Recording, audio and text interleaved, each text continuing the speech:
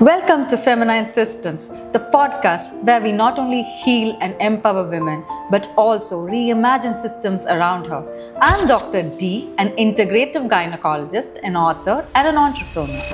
When you're not fed love on a silver spoon, you learn to lick it off knives. This is profound wisdom. I'm quoting Lauren Eden. This profound wisdom of cause and effect is often used to discuss childhood trauma, attachment styles, and impact of early experiences shaping adult relationships. It describes how individuals who don't receive love and nurturing in their childhood develop coping mechanisms to find love elsewhere, even in most difficult or very, very unhealthy ways. Most psychologists know what I'm talking. When we launched Feminine Systems podcast, it was a coincidence that it happened on Mother's Day this year. I was pondering what made a mother beautiful. Then I recollected a poem which I wrote long back. I'll just quote few lines from the poem Ode to a Beautiful Woman. She ain't my biological mother, nor my benefactor. Her family was large, includes all in her radar. This person had a deep impact on me and the very way she lived while I was growing up.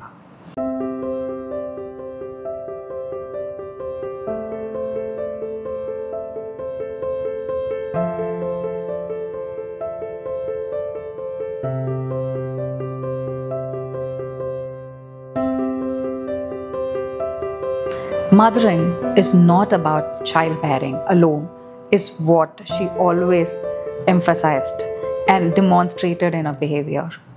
Across civilizations, a planet Earth was revered as Mother Earth. Gaia in Greek mythology, Bhuma Devi in Hindu cosmology, and in other cultures also. Just like a womb, the Earth also gestates seeds in darkness. She swells with life in seasons and cycles. She bleeds, she ruptures and rebuilds, and more importantly, nurtures without demanding anything in return. This mimics the biological role of human female body, not as a gender role, but as a pattern of energy and function. This is what I call as feminine.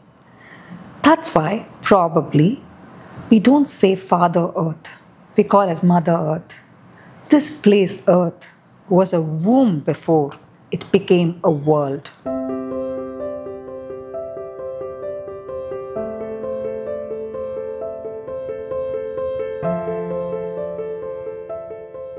In modern science, the Gaia hypothesis proposed by James Lovelock views Earth as a single complex system where living organisms and their environment interact to maintain conditions necessary for life. Just compare this to the human body. The term Gaia also refers to Earth or the concept of interconnectedness. I want you to compare Mother Earth to a human body. Recollecting snippets from episode 3 of Feminine Systems podcast by Dr. Athra Ravindranath, where she reminds us we are made of more bacterial cells than human cells. According to recent studies, I can quote Sender et al., where he says the average adult male has approximately 36 trillion human cells, and an average woman has around 30 trillion human cells, and approximately 39 trillion microbial cells. So let me do the math. So combined, what I consider as me, right, is made about approximately 70 trillion cells, let us assume, where almost 39 trillion or 40 trillion comes from microbial cells alone. So technically, the majority stakeholder of a man or a woman is a non-human component, the microbial cells.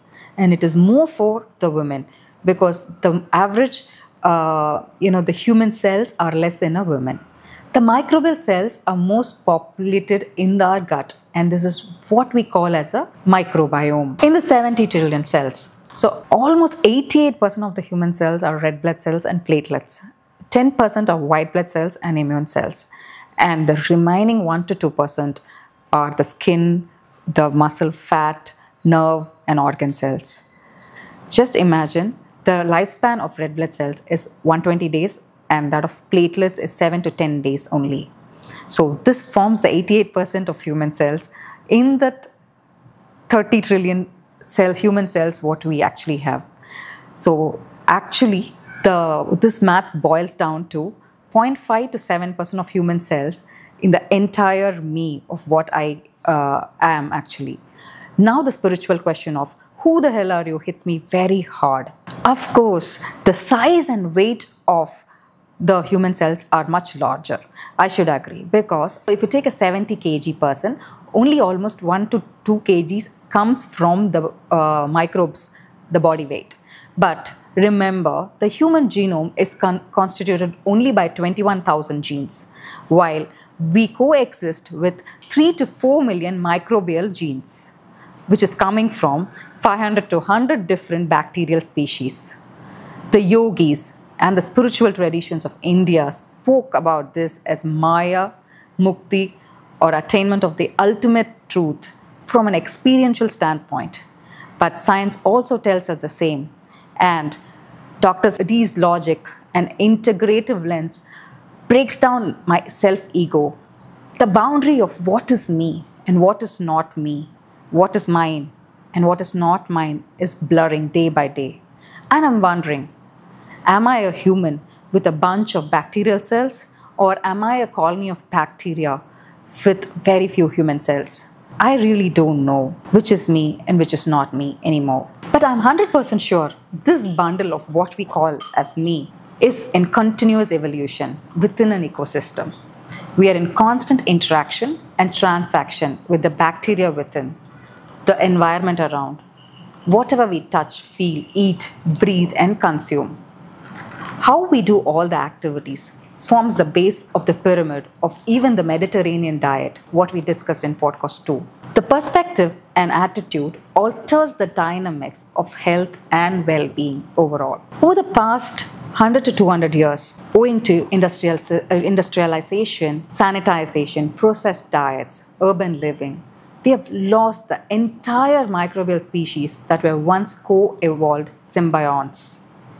This phenomenon is described by Martin Blaser as the missing microbiota hypothesis. The idea is that we are not disrupting our microbiomes. We have permanently lost them, the ancient bacterial allies that once shaped our immunity, digestion, and neurobiology. Studies comparing modern urban humans with the traditional hunter-gatherers tribes like the Hasta in the Tanzania or Yanomami in the Amazon rainforest reveal they carried almost 30 to 40% more microbial species. That means almost 300 to 400 microbial species. The lost microbes likely play a key role in immune regulation. Compare it with the fewer autoimmune diseases of the past. Better mental health stability, because there were bacteria which regulated the serotonin and the pathways for mental health through the gut-brain axis. Inflammation control and nutrient metabolism too. The bacteria played a key role in all our diseases and actually who we are. Today's rise in autism, obesity, asthma, food intolerances, depression, and autoimmune diseases may be a biological response to something what we call as microbial poverty. Can it just be fixed with commercial probiotics? Not really, because nurturing your microbiome is an art. It can't take a Sunday off. It's a daily ritual.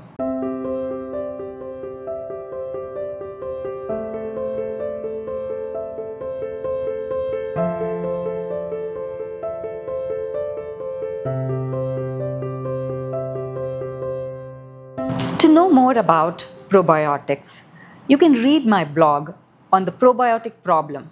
The link is shared in the comment section. There is a strong link in gut dysbiosis. What I mean by gut dysbiosis is the inner microbial ecosystem is out of balance. So to know more about endometriosis and the silent epidemic of endometriosis, watch podcast number 2, episode 2 of by Dr. Damodar Rao. What can I do to improve my microbiome health and diversity? Eating right. Include homemade curd, buttermilk, fermented foods like porridges, idlis, dosas in your diet. Include a lot of vegetables and fruits which are prebiotics. Buy greens from local vendors, not the quick commerce platforms. Prefer more vegetarian source of protein like lentils, nuts. Eat less sugar and less processed food. Encourage kids for outdoor play activity like gardening. Take nature trips and treks. Just plain washing hands is enough. No need to over sanitize. Savor each bite, chewing multiple times. Almost 20 to 30 times is what science recommends us to chew, and enjoy meals together. If you are pregnant, opt for natural vaginal birth whenever applicable and possible. Feed the infant the first milk, what we call as the colostrum, to the newborn. It is rich in probiotic.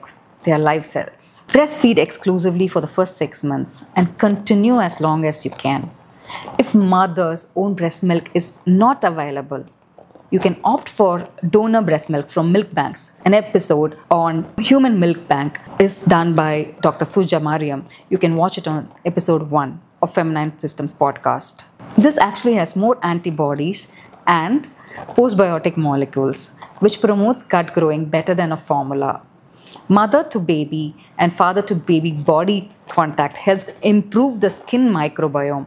The microbiome is predominantly in the gut, but also on the skin.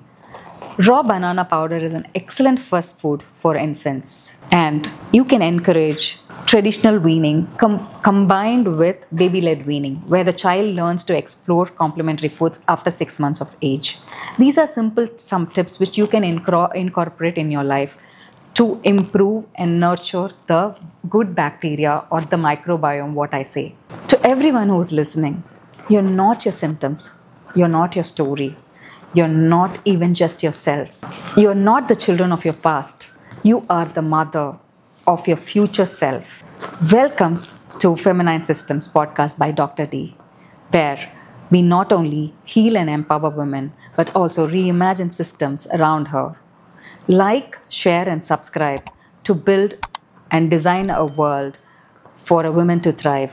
If she thrives, the entire mankind thrives.